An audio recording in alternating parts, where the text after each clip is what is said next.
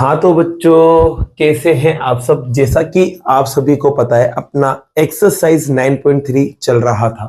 9.3 में बच्चों question number 5 तक पूरे कंप्लीट कर चुके थे। आज की इस वीडियो में लेने वाले हैं क्वेश्चन नंबर 6, जिसका लैंग्वेज आप यहाँ देख सकते हैं। तो इसमें लैंग्वेज दिया हुआ है ओनली, आपको डायग्राम खुद से बनाना पड़ेगा। तो सबसे पहले यहाँ पर क्या करते हैं, डायग्राम को बनाते हैं। तो देखो यहाँ पर आपको एबीसीडी साइक्लिक कोऑर्डिनेटर है, मतलब चक्रीय चतुर्भुज ले रखा है जिसका नाम है एबीसीडी। तो ये लो बच्चों, एक अपन सर्किल बना लेते हैं और इसके अंदर एक कोऑर्डिनेटर बना लेते हैं जिसको अपन बोलेंगे साइक्लिक कोऑर्डिनेटर, मतलब चक्रीय चतुर्भुज। नाम क्या देना है, ए बी सी और डी, ये आपको दे रखा है। आगे की कहानी देखो, इसके जो डायगोनल से मतलब विकर्ण जो है वो एक दूसरे को इंटरसेक्ट करेंगे, मतलब मिलेंगे कहां पर, ई पर। तो बच्चों इसके डायगोनल भी बना लेते हैं। जैसे कि एक डायगोनल तो ये रहा और दूसरा डायगोनल ये रहा, जहां भी मिलेंगे उसको नाम देंगे आप ई, इसने बोला है। ठीक है, अब आगे देखते हैं। आपको दे रखे डीबीसी 70 डिग्री है। अब डी ये रहा, बी ये रहा, सी ये रहा, मतलब ये वाला एंगल जो है वो आपके पास 70 आएगा। ऐसे ही बी ए सी भी दे रखा है। क्या दे रखा है, बी ए सी। देखो बी ये रहा, ए ये रहा, सी ये रहा, मतलब बी ए सी पूरा यहां से यहां तक है, जिसकी वैल्यू आपको दे रखी है कितनी, 30 डिग्री। ठीक है बच्चों, अब आपको देखो निकालना क्या है, दो चीजें निकालना है। एक तो निकालना है बीसीडी। अब बीसीडी कहाँ है उसको देखो, तो बी ये रहा, सी ये रहा, डी ये रहा, मतलब पूरा ये वाला एंगल आपको निकालना है। क्या करना है बच्चों, पूरा एंगल आपको निकालना है। इसके अलावा दूसरी चीज और निकालना है। दूसरी चीज के लिए उसने दे रखा है कि अगर ए बी और बी सी बराबर है, ए बी और बी सी बराबर है तो आपको ईसीडी को निकालना है। तो सबसे पहले इसको निकालते हैं, फिर इसकी बात बाद में करेंगे। तो बच्चों देखो बीसीडी जो है ना वो इस वाले ट्रायंगल में आ रहा है। अब इस वाले ट्रायंगल में क्या है, एक एंगल तो पता ही है। अगर ये एंगल मुझे पता चल जाता है तो तीनों को प्लस करके 180 कर दूंगा और अपना काम हो जाएगा। तो इसको पता करते हैं सबसे पहले ये क्या बनने वाला है। तो आपको बच्चों बात याद होगी कि सर्किल के अंदर एक ही आर्क से एंगल बनाया अपन। जैसे कि देखो मैंने इस आर्क से दो एंगल बना दिए, एक तो ये वाला और एक ये वाला। ये दोनों आपस में क्या होते हैं, बराबर होते हैं। तो यहां पर अपन कह सकते हैं ना, ये आर्क देखो, ये क्या है, आर्क है। इससे दो एंगल बन रहे, एक तो डी पे बन रहा है, देखो इसकी मदद से एक तो डी पे बन रहा है और इसी की मदद से एक बन रहा है ए पे। देख सकते हैं ये दोनों आपस में क्या होंगे, बराबर होंगे। तो सबसे पहला काम यही करते हैं, इसका नाम लिखेंगे बच्चों अपन बी डी सी। क्या लिखेंगे बच्चों, बी डी सी बराबर होगा इस वाले का, और इस वाले का नाम है बी ए सी। क्या नाम है बच्चों, बी ए सी। यहां लाइन आप क्या लिखोगे, तो लाइन इतना सा लिख देना बच्चों, angle subtended by same arc to circle are equal. ये लाइन आप यहां लिख देना, एक ही चाप द्वारा वृत्त पर बनाए गए कोण बराबर होते हैं, इतना सा लिख देना। अब बच्चों बी ए सी के बारे में आपको पता है कि जो बी ए सी है ना वो कितना है, यहां देख सकते हो 30 है। तो यहां लिख देंगे आप 30, जिससे आपका एक आंसर नहीं आया बच्चों, ओनली बी ए सी मिला। कितना मिला, ये 30। जिसे 30 मिला तो अब इस वाले ट्रायंगल में आते हैं। ये जो ट्रायंगल है यहाँ पर देख सकते हो आप, यहाँ पर बी लिखा हुआ है, यहाँ डी लिखा हुआ है और यहाँ सी लिखा हुआ है। ये आपको पता चल गया 30 है, ये आपको पता चल गया 70 है और ये आपको निकालना है। तो तीनों को प्लस करके 180 के बराबर करते हैं, जिससे आपको ये भी मिल जाएगा। तो चलो बच्चों प्लस करते हैं। पहला तो है आपके पास 70, दूसरा है 30। देखो 70 30 और इसका नाम लिख देते हैं। नाम क्या लिखेंगे, डीसीबी या बीसीडी।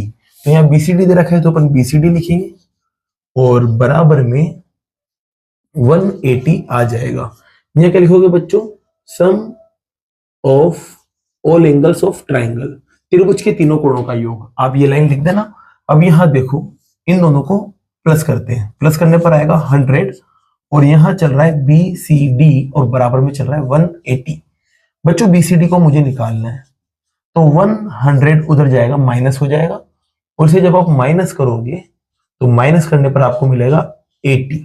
तो आपके पास बच्चों बी सी डी आ चुका है कितना, 80। और आपको निकालना भी क्या था, बीसीडी। तो ये बीसीडी आपके आ चुका है, ये 80 है और ये एक आंसर आ गया। चलो दूसरे आंसर पे जाते हैं। तो दूसरे आंसर में देखो पहले कंडीशन है, उसने कहा है कि ए बी और बीसी को बराबर लेना है। अब ए बी कहाँ है, तो ए बी तो ये रहा और बीसी कहाँ है, तो बीसी ये रहा।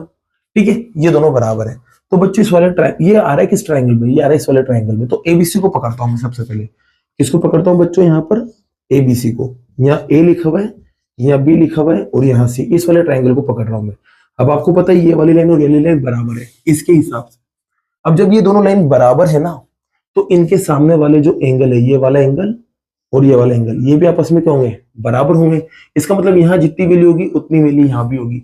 तो यहाँ कितनी है 30, तो ये भी कितना आएगा बच्चों 30 आएगा। सीधी सी बात है, कितना, सिर्फ यहाँ से यहाँ तक आएगा, यहाँ से यहाँ तक कितना आएगा 30। तो इस बात को लिखते हैं सबसे पहले अपन। तो आपको पता है बच्चों, जैसे कि ट्राइंगल है अपने पास, ट्राइंगल का नाम है एबीसी, ये लो एबीसी लिख दिया। अब एबीसी के अंदर ए बी बराबर है बीसी के, तो ये भी लिख देते हैं ए बी बराबर है बीसी के, ए बी बराबर है बीसी। तो जब ये बराबर होंगे तो इनके सामने वाले एंगल भी बराबर होंगे, मतलब बी ए सी और बी सी ए बी बराबर होगा। तो अपन कह देंगे बच्चों यहाँ पर बी सी ए बराबर होगा बी ए सी के। लाइन क्या लिखोगे, लाइन लिखना बच्चों एंगल सबटेंडेड बाय, सॉरी यहाँ लिखना बच्चों angle opposite to equal sides are equal. Hindi में क्या लिखोगे बच्चों, बराबर भुजाओं के सम्मुख कोण बराबर होते हैं। ये लाइन आप यहां लिख देना, ठीक है। ये लाइन आपने यहां लिख दी, तो अब आपको बीसी ए तो एज इट इज रख देना है, और बी ए सी के बारे में आपको पता है। देखो यहाँ देखो, ये रहा बी ए सी कितना है 30, तो यहाँ आप लिख दोगे 30, जिससे आपको बी सी ए मिल जाएगा कितना 30, बी सी ए आपको मिल गया 30। अब इसके बाद देखते हैं अपन को निकालना क्या है। तो निकालना था आपको ईसीडी, क्या निकालना था ईसीडी। अब ईसीडी को देखो यहाँ पर, तो ई ये रहा, सी ये रहा, बी ये रहा, मतलब आपको ये ऊपर वाला एंगल निकालना था। तो 2 मिनट के लिए बच्चों देखना, आपको ये पूरा एंगल तो पता चल चुका है। पूरा एंगल कितना था, तो पूरा एंगल था बच्चों 80, कितना था 80। अब ये वाला एंगल भी आपको पता है कितना है 30, ये पूरा यहां से यहां तक तो 80 था, ये वाला यहां से यहां तक 30 है, तो ये कितना होगा, इस पूरे में से इसको माइनस कर दो तो आपको पता चल जाएगा। तो यहां पर बच्चों देखो बात करते हैं अपन अपने इस वाले एंगल की। आपको निकालना है यहाँ पर ECD, तो ECD को निकालने के लिए पहले पूरा एंगल लिखेंगे। ये पूरा पूरा कितना है 80, ये पूरा 80 क्यों आया, यहाँ देख सकते हैं आप ये पूरा 80 है। फिर इसमें से माइनस करेंगे इस वाले एंगल को, तो ये कहां से आया, तो ये भी यहाँ देख सकते हैं आप। तो यहाँ पर 30 को माइनस करेंगे, जैसे माइनस करेंगे बच्चों क्या बनेगा 50, जिससे आपको क्या मिल जाएगा ECD मिल जाएगा। और यही इस क्वेश्चन का आंसर है बच्चों। अब लेते हैं बच्चों नेक्स्ट क्वेश्चन को। जैसा कि बच्चों क्वेश्चन नंबर 7 आप यहां देख सकते हैं। क्वेश्चन नंबर 7 को समझते इसमें करना क्या है। सबसे पहले तो बच्चों मैं आपसे 2 बातें पूछता हूं। जैसे कि पहली बात ये, आपको पता है ये 4 लाइन वाला बंदा है, इसको बोलते हैं अपन क्वाड्रिलेटरल, जिसे बोलते हैं चतुर्भुज, ठीक है। अब आपको पता है बच्चों, ये जो अंदर लाइन बनाता हूं मैं, इस अंदर वाली लाइन का जो नेम होता है, क्या होता है इसका नेम, इसका नेम होता है बच्चों डायगोनल। क्या होता है डायगोनल, हिंदी में क्या बोलते हैं विकर्ण, ठीक है। अब ये बच्चों एक और चीज मैंने बनाई, इसका नाम है सर्किल, और ये इसका सेंटर है, और सेंटर से जो लाइन जाएगी, जैसे कि लाइन गई, इस लाइन को क्या बोलते हैं, इस लाइन को बोलते हैं डायमीटर। क्या बोलते हैं डायमीटर, हिंदी में बोला जाता है व्यास। ये बात आपको याद होगी सभी को। अब यहां पर क्या दे रखा है, यहां पर ये दे रखा है कि इसके जो डायगोनल है, मतलब जो डायगोनल है ना, वो क्या है डायमीटर है। किसके अंदर, सर्किल के अंदर। जब आप क्या बनाओगे, एक साइक्लिक क्वाड्रिलेटरल बनाओगे बच्चों। साइक्लिक क्वाड्रिलेटरल आपको पता है, साइक्लिक क्वाड्रिलेटरल कुछ इस तरह से होता है बच्चों। ये आपके पास एक मैंने साइक्लिक क्वाड्रिलेटरल यहाँ पे बना लिया, ठीक है। ये मैंने साइक्लिक क्वाड्रिलेटरल बना लिया। अब नाम भी दे देता हूं मैं इसको कि यार ये ABCD है, और ये इसका सेंटर मान लेता हूं। सेंटर क्या है, O है। तो बच्चों मेरी बात सुनना, ये मैंने एक लाइन बनाई मान लो, जो सेंटर से जा रही है, ये एक लाइन बनाई मैंने। अब ये जो लाइन है ना, ये वाली लाइन, इस सर्किल के लिए तो क्या कहलाएगी डायमीटर, और इस क्वाड्रिलेटरल के लिए, मतलब चतुर्भुज के लिए क्या कहलाएगी विकर्ण। उसने कहा कि ये दोनों क्या है सेम है, मतलब चाहे इसके अंदर देखो तो ये और इसके अंदर देखो तो ये दोनों आपस में सेम है, ये बोला है उसने। तो बच्चों दूसरी लाइन भी जब मैं बनाऊंगा तो वो भी क्या कहलाएगी, यही दोनों कहलाएंगे, ठीक है। तो आपको बात समझ में आ गई होगी कि डायगोनल्स और जो डायमीटर है ना, वो दोनों सेम है इसके अंदर, ठीक है। ये आपको दिया हुआ है। अब आपको ये देने के बाद देखो आपको क्या बोला है, आपको बोला है कि ये क्या बन जाए एक रेक्टेंगल, मतलब लाके बताना है कि ये रेक्टेंगल है। क्या करना है बताओ बच्चों आपको, कि जो ABCD ना वो एक रेक्टेंगल है, ये आपको लाके बताना है, मतलब आयत बन जाए। तो बच्चों ध्यान रखना, जब भी साइक्लिक की बात हो, मतलब चक्रीय चतुर्भुज की जब भी बात हो, तो इस कंडीशन में आपको कुछ भी नहीं करना। ये जो एंगल्स है ना, ये जो एंगल्स है, इनकी वैल्यू को आपको कितनी लेके आ जाना है, बस 90 के बराबर लेके आ जाना है और आपका काम हो जाएगा। जब भी साइक्लिक कोऑर्डिनेटर दे दो और आपसे कहे कि रेक्टेंगल है नहीं है, 90 डिग्री ले आओ सभी एंगल, आपका काम हो जाएगा। तो इसका मतलब ये है दूसरे शब्दों में कि मुझे ए, बी, सी और डी इन चारों को किसके बराबर लाके बताना पड़ेगा, 90 के बराबर लाके बताना पड़ेगा। जब मेरा क्या होगा, काम हो जाएगा। तो देखना यहाँ पर बच्चों, इसको लाते हैं अपन। तो यहाँ पर मैं एक अलग से डायग्राम बनाता हूं, इसका नाम दे देता हूं ए बी सी डी। इसमें सिर्फ एक डायगोनल ले रहा हूं मैं, ये डायगोनल मैंने यहां ले लिया। ठीक है बच्चों, अब यहां देखना, ये सेंटर है, ये ओ है, ओ को थोड़ा ऊपर लिख देते हैं, ये लो ओ यहां लिख दिया।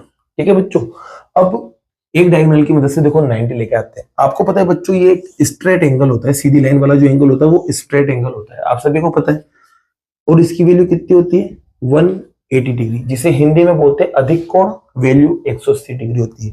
ठीक है, तो यहां आप देख सकते हैं बच्चों, ये एक स्ट्रेट लाइन है, तो यहाँ सेंटर पे जो एंगल बनेगा वो कितना बनेगा, 180। मतलब यहां पर एक एंगल बनेगा वो होगा 180।